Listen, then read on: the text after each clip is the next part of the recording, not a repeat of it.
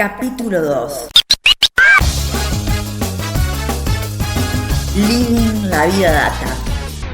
Historias de datos y algoritmos en la sociedad.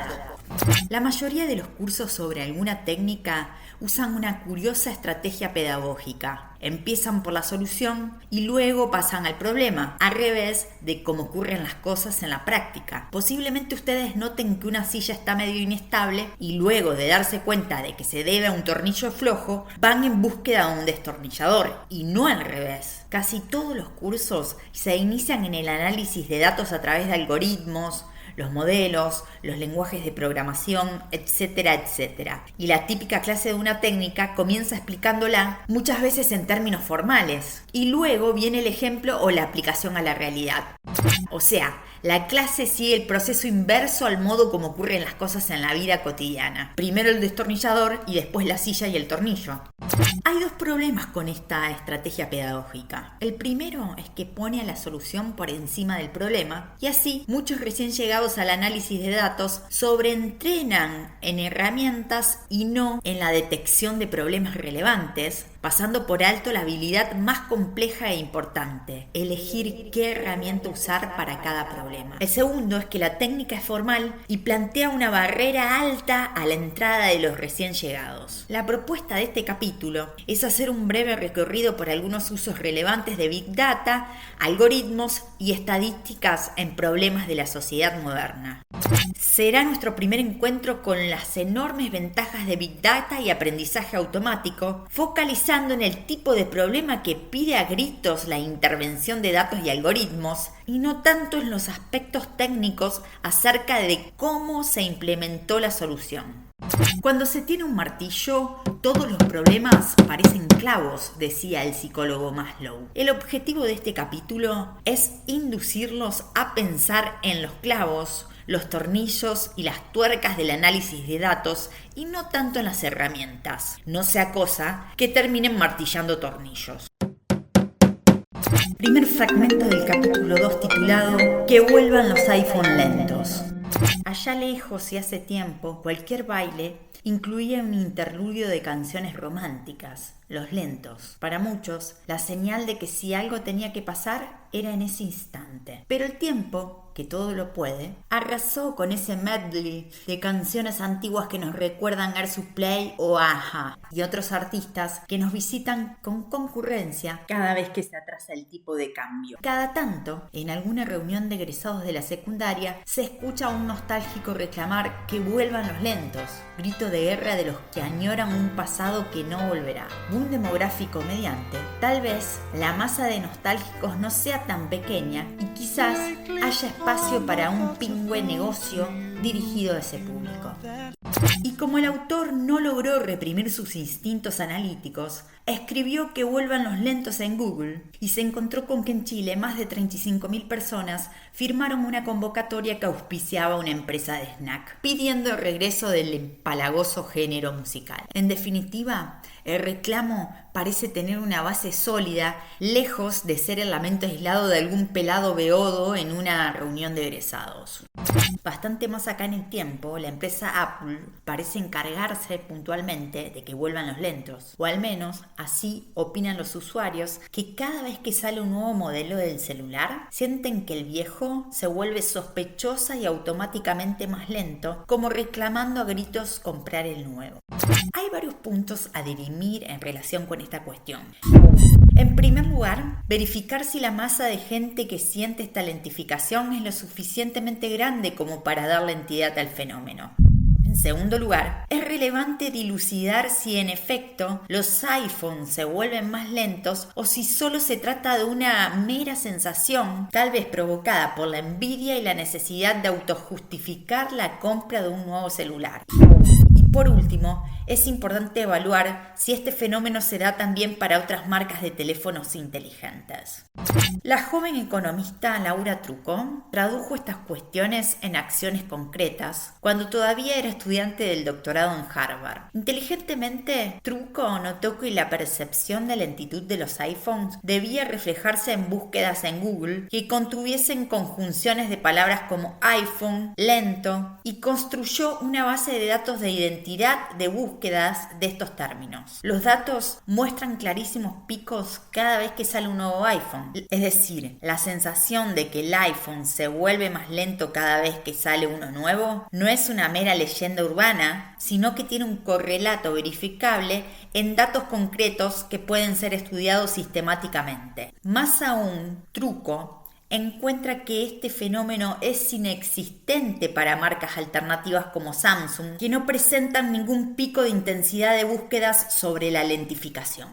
Este caso ilustra las posturas extremas que muchos tienen acerca del fenómeno de Big Data. Los que únicamente ven la mitad vacía del vaso señalan que, data mediante, solo se ha podido avanzar un poquito en estas cuestiones. De hecho, varias preguntas relevantes quedan todavía sin respuesta a saber. Entre ellas, 1. Si realmente los iPhone se vuelven más lentos o es una mera sensación, tal vez provocada por la envidia. 2. Si aún existiendo lentificación se trata de una maniobra inescrupulosa de Apple o de una mera consecuencia del hecho de que la empresa actualiza de manera simultánea su hardware y también su sistema operativo, lo que naturalmente torna los modelos anteriores más lentos. Los que ven la mitad llena del vaso señalan que establecer que se trata de un fenómeno considerable que afecta a Apple y no a Samsung es un notable primer paso que pudo ser estudiado de forma científica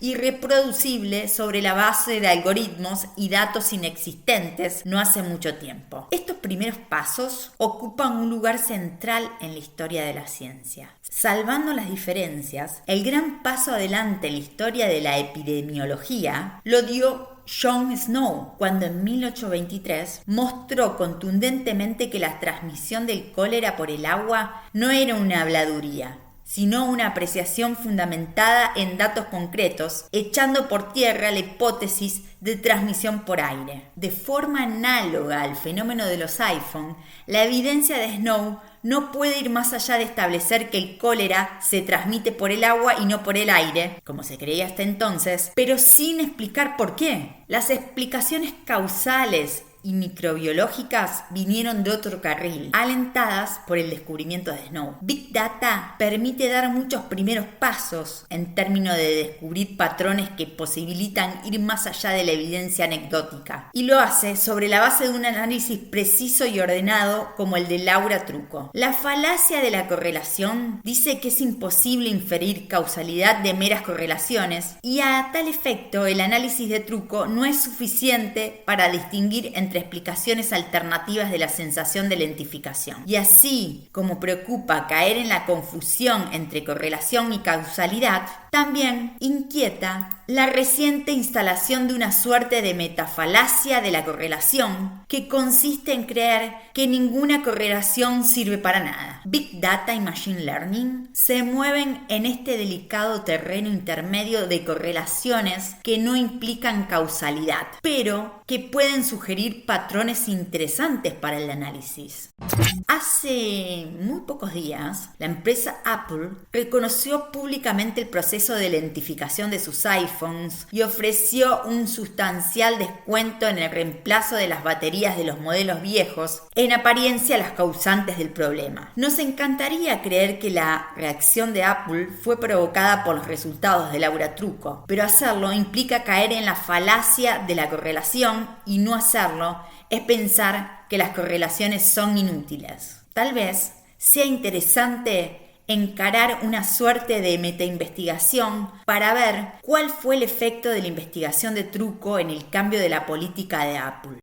Y un último ejercicio empírico es verificar si efectivamente las visitas oportunistas de grupos como AHA o Air Supply se correlacionan con los atrasos cambiarios de nuestros países. Aunque no faltará quien proponga que vuelvan los lentos como medida de política para hacer subir el dólar. Ahora vamos a la otra parte que se titula Dataactivismo, Orden y Progreso.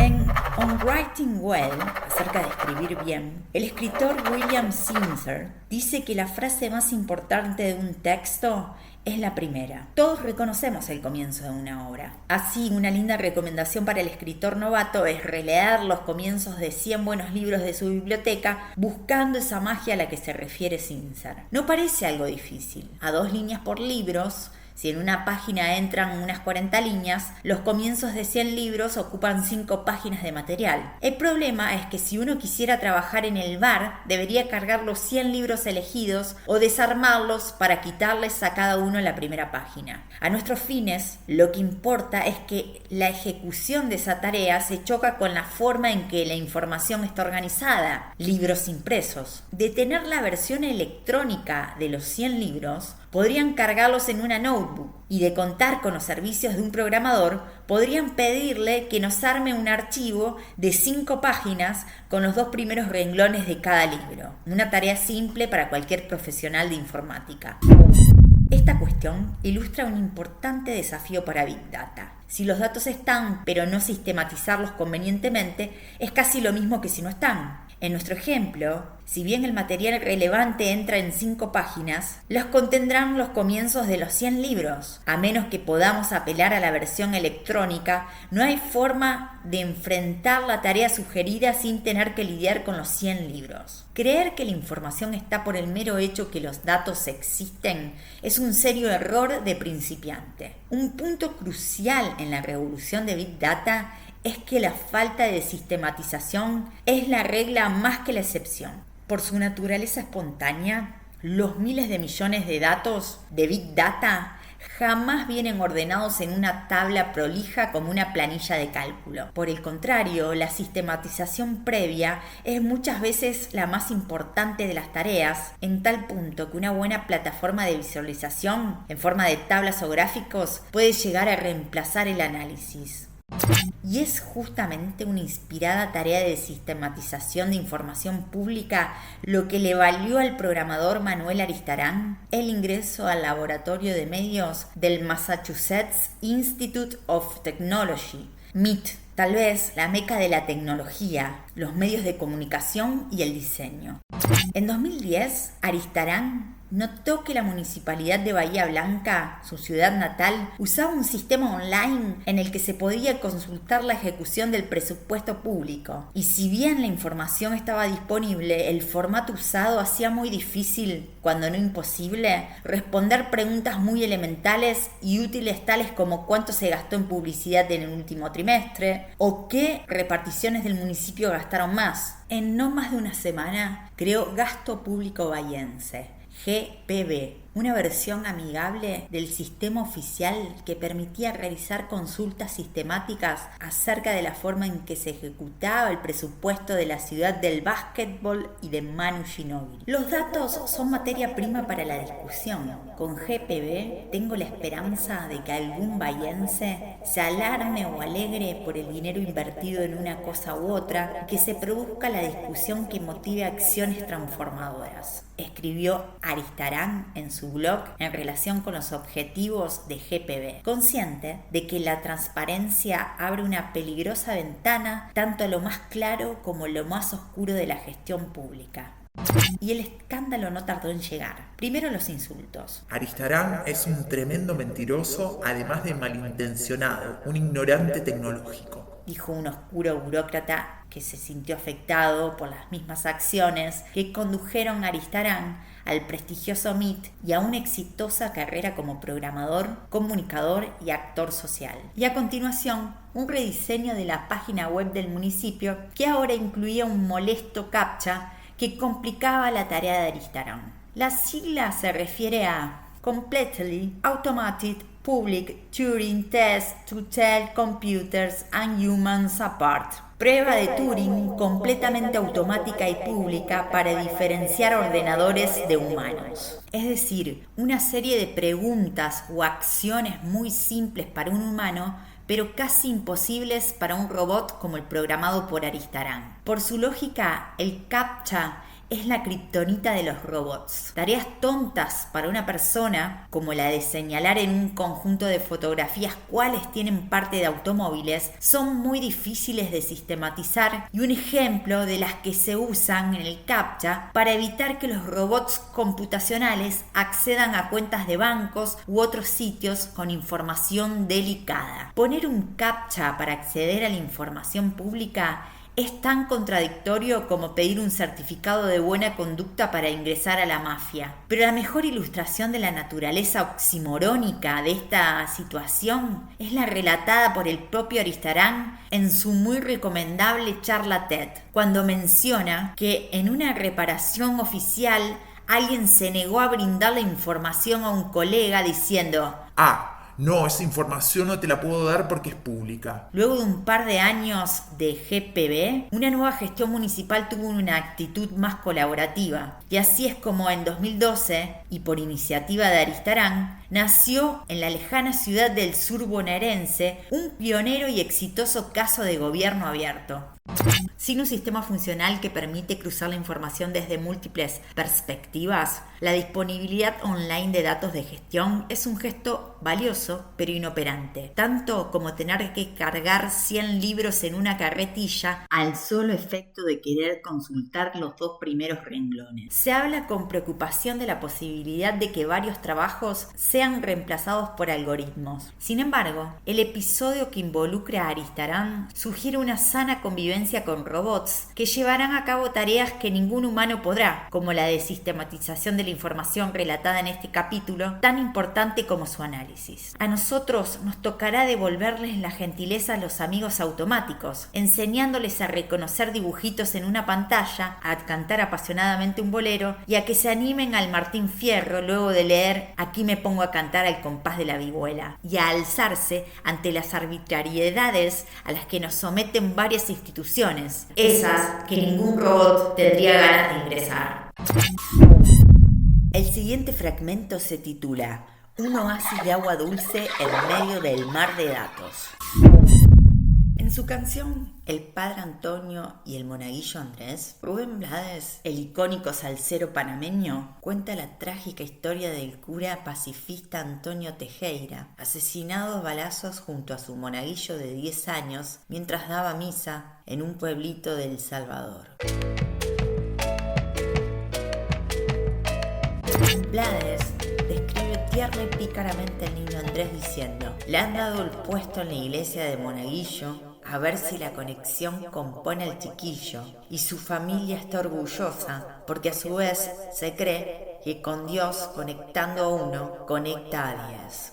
La premisa parece ser que ir a la iglesia hace bien, y la pregunta obvia es si practicar una religión vuelve mejores a las personas o si simplemente se trata de que aquellas con más inclinaciones por el bienestar común son más propensas a las prácticas religiosas.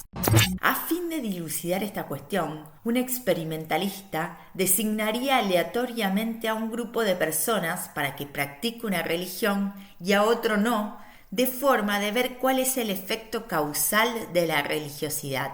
Tanto por razones éticas como operativas, las cuestiones humanas tienen velada esta vía de análisis, muy habitual en las ciencias biológicas. La alternativa más factible consiste en apelar a datos observacionales en vez de experimentales, es decir, datos que no fueron generados por ningún experimento explícito, sino que surgen de observar las acciones de las personas, como los que brotan a borbotones de Big Data. Un primer problema es que la comparación entre personas religiosas con las que no lo son no aporta mayor información. En el mismo sentido en que comparar el peso entre personas que hacen dieta y las que no puede llevar a la conclusión errónea de que hacer dieta engorda. ¿O acaso no es cierto que quienes hacen dietas son más gordos? Tampoco funciona comparar actitudes sociales antes y después de que una persona se vuelva religiosa. Tal vez un tercer factor, la muerte de un familiar, por ejemplo, la ha llevado tanto a mejorar su relación con los pares como a acercarse a alguna religión. A la luz de estas cuestiones, resulta difícil pensar en una arquitectura de datos no experimentales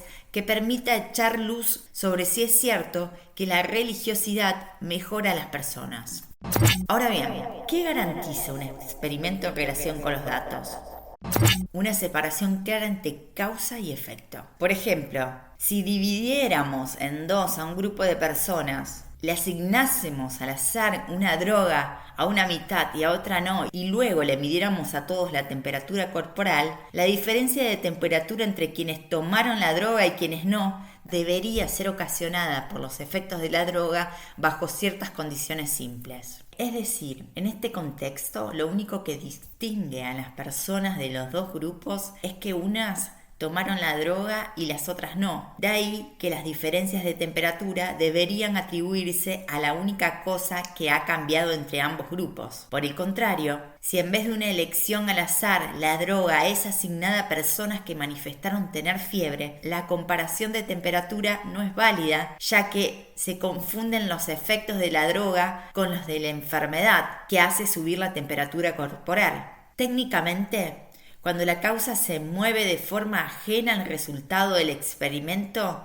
se dice que se mueve exógenamente. A modo de ejemplo, la asignación de droga al azar implica una variación exógena, mientras que si asignamos la droga solo a las personas que sienten fiebre, en este caso la causa se mueve endógenamente, es decir, en relación con el efecto que se quiere medir. Usando esta jerga, la principal contribución de un experimento es garantizar que la causa se mueve exógenamente. En el experimento, es el azar lo que garantiza que la droga es la única causa de variación en la temperatura. En la práctica, la gente no anda tomando ibuprofeno porque sí, sino porque tiene fiebre. De ahí que los datos observacionales no permiten aislar con claridad las causas del efecto. De hecho, un día cualquiera, la relación entre la temperatura corporal de la persona y la cantidad de ibuprofeno que tomaron es positiva,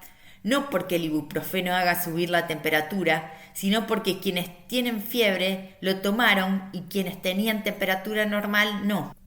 Una de las enormes oportunidades que brinda el paradigma de Big Data es que, si es muy cuidadoso, el enorme océano de datos tal vez permite aislar un subconjunto de información que, si bien no proviene de ningún experimento explícito, puede comportarse como si lo fuese.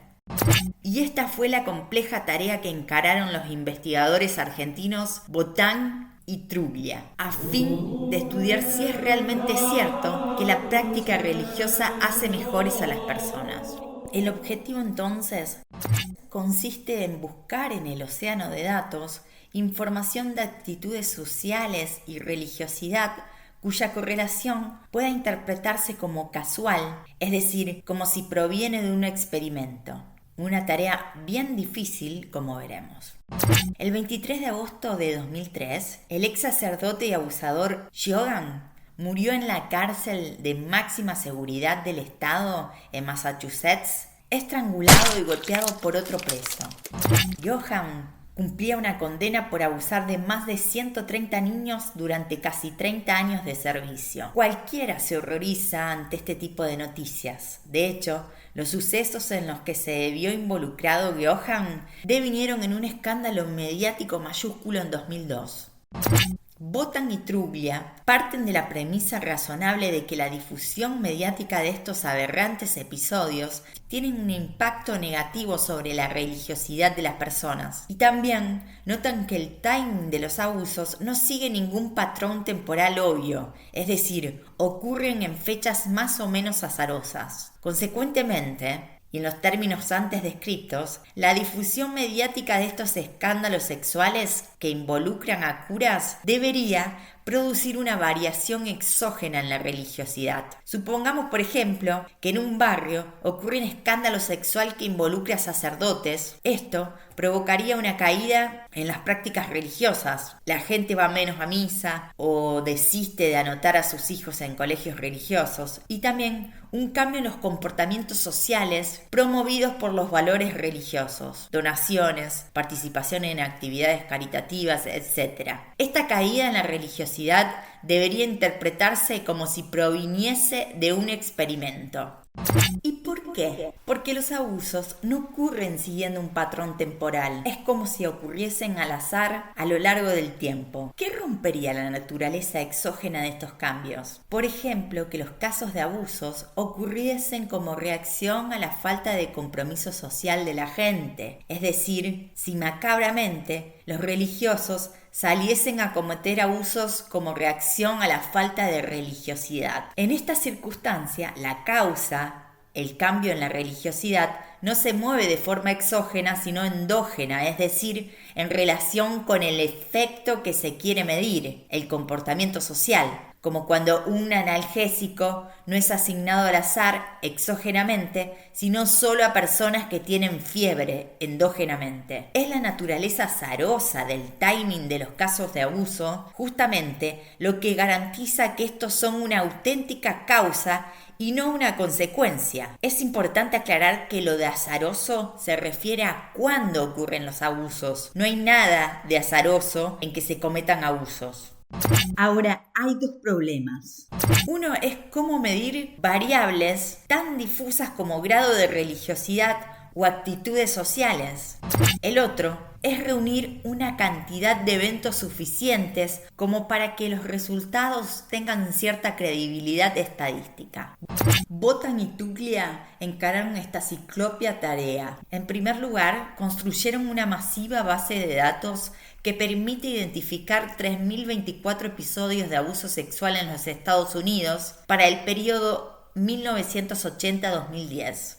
Un delicadísimo trabajo de campo les permitió identificar con precisión la fecha y también el código postal del barrio donde ocurrió cada uno de estos aberrantes episodios, acudiendo a registros administrativos, diarios online y herramientas electrónicas como Google Maps. Los autores exploran muchas formas de medir religiosidad o actitudes sociales o comunales. A modo de ejemplo, uno de los indicadores de religiosidad se construye sobre la base de la matriculación de niños en colegios católicos, información obtenida de un censo de escuelas regularmente implementado por las autoridades educativas de los Estados Unidos.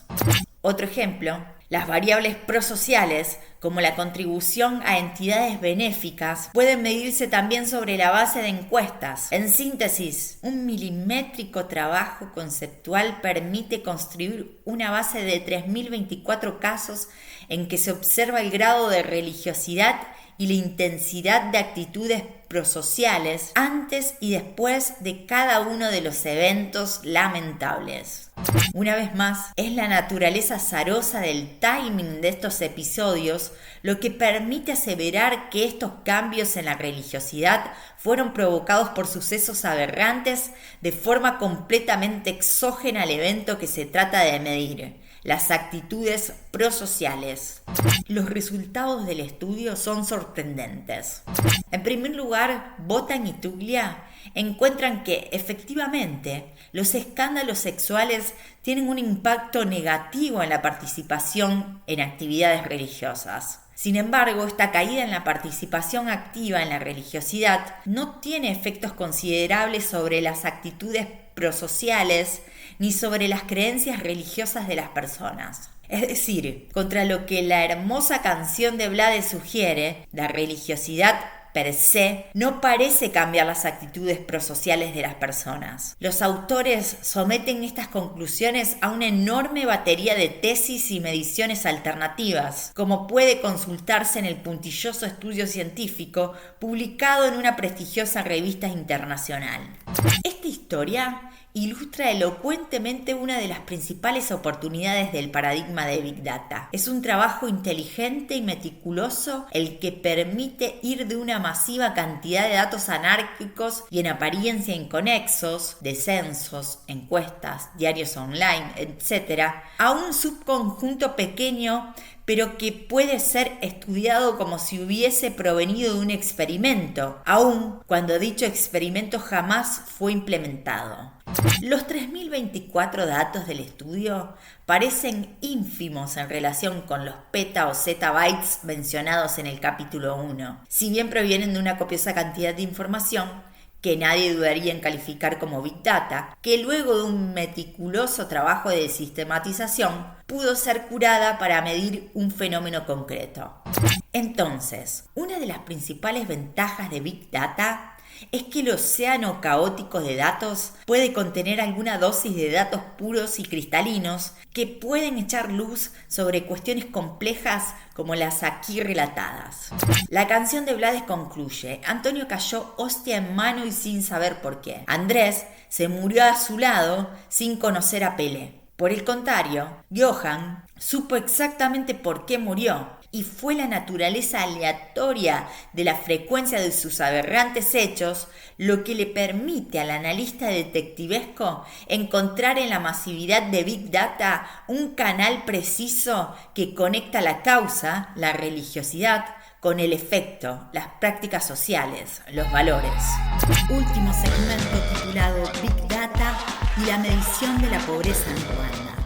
¿Qué es pornografía? No sé, pero la reconozco cuando la veo, respondió en 1964 Potter Stewart, entonces juez de la Corte Suprema de los Estados Unidos. La frase de Marras es repetida hasta el hartazgo en relación con fenómenos fáciles de percibir, pero elusivos en cuanto a definiciones precisas como la obesidad, la inteligencia o la pobreza. Y en relación concreta con la pobreza, que no exista una forma obvia de medirla es consecuencia directa de que no hay ninguna manera trivial de definir qué significa ser pobre. Pero más allá de esta apreciación y en línea con los pensamientos de Stewart, lo que está fuera de discusión es que la pobreza existe y es un flagelo persistente que afecta la vida de muchísimas personas y que es o debería ser la preocupación central de la política social.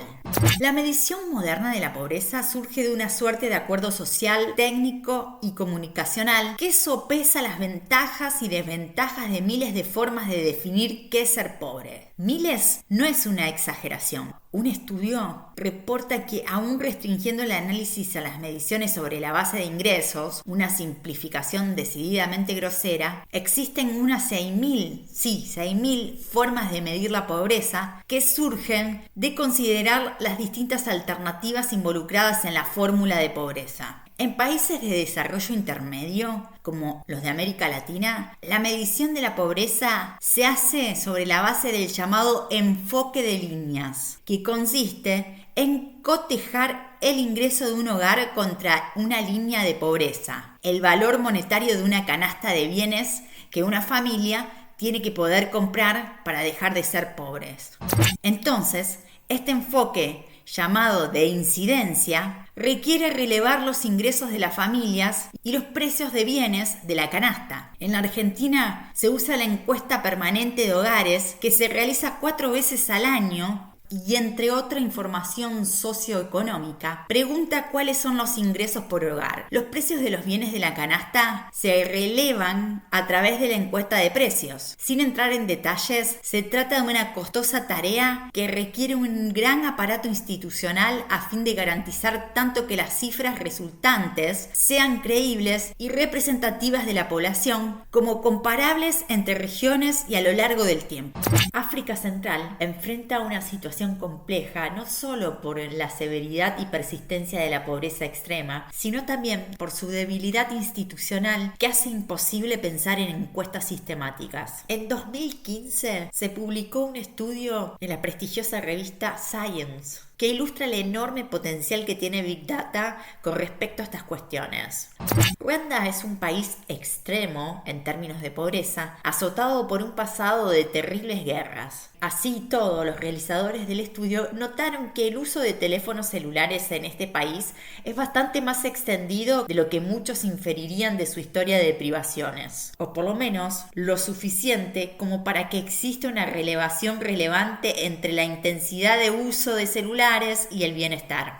La tarea que se encaró mediante este estudio es la siguiente: maridaron una extensísima base de datos de llamados de teléfonos con una pequeña encuesta a 856 personas, a las cuales se les realizaron varias preguntas, a partir de las cuales se construyó un índice de bienestar para cada persona. Posteriormente apelaron a sofisticados métodos de aprendizaje automático a fin de construir un modelo que permite predecir el bienestar para cada una de las 856 personas sobre la base de la intensidad de uso de celulares. Luego de una extensa evaluación, el modelo fue utilizado para predecir el bienestar del resto de los ruandeses, para quienes se observa información de uso de celulares pero no de su bienestar. Esta estrategia permite construir un mapa de pobreza para todo el país africano con una elevada granularidad, o sea que la medición puede realizarse a nivel individual, ya que predice el bienestar de una persona sobre la base de su consumo de telefonía celular. Asimismo, esta estrategia